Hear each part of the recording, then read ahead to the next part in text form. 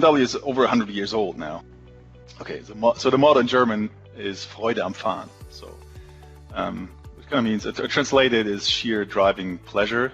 It originates from building engines. So it's more about power and pleasure in the sense of driving dynamics. But obviously, time changes.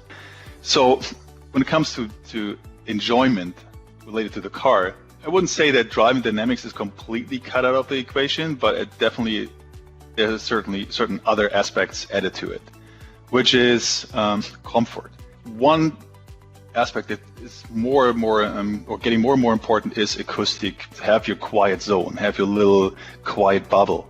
And this is all just talking about in acoustic properties in general, but then very, very quickly we arrive at the HVAC acoustics. If you ask a customer, if you ask me, like, how was your AC? And the first answer would be probably, yeah, it gets nice cold air, and especially in the States, so it blows my wig off, so it's great, right?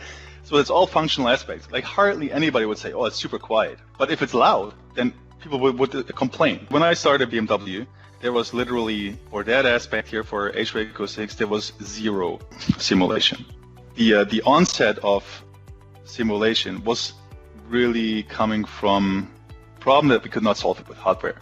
And then we started with establishing this process or the methods. So we come within the past 9 years, we're coming from 0 to 80% of the work.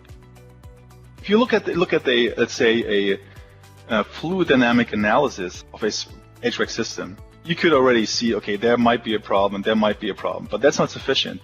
You want to say which one is the most problematic part, and to what extent. And that's where particularly PowerFlow came into the game. So we were looking for a simulation tool that helped us for analysis of the system. So we came across PowerFlow, and it was the only tool which could provide us with a solution in the time frame we have. Something we do have is a lot of computational resources, but in order to benefit from that, your code has to scale pretty well, right? So what PowerFlow did, we have more and more functions that also claim package space under the dashboard. So package space is shrinking to begin with. Whoever makes a decision, listen to the improvements. Okay, how do I achieve this? And then using the source visualization, you can accurately say, okay, see, here's what you just experienced. There's a problem, heard it, and here you see it now. And this is how it looks like if you change it. There were so many results I've seen using simulation. Yeah, just step by step improves my understanding that I would have not come up by myself. I love simulation because it provides me with way more insight than I would have without it.